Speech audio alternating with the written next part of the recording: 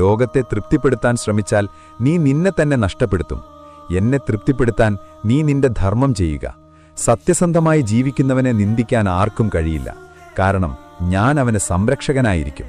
പ്രതീക്ഷ കൈവിടാതെ കാത്തിരിക്കുക. ചിലപ്പോൾ നിനക്ക് തോന്നാം നിന്റെ പ്രാർത്ഥനകൾ ഞാൻ കേൾക്കുന്നില്ല എന്ന്.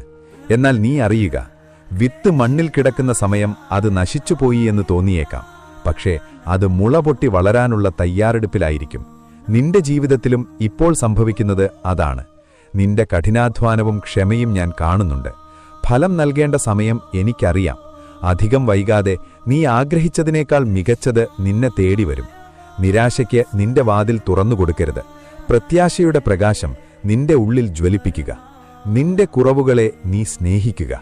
നീ പൂർണ്ണനല്ലെന്നോർത്ത് നീ വിഷമിക്കാറുണ്ടോ? എന്നാൽ അറിയുക, ഈ ലോകത്തൊന്നും പൂർണ്ണമല്ല. മുറിവുകളിലൂടെയാണ് വെളിച്ചം നിന്റെ ഉള്ളിലേക്ക്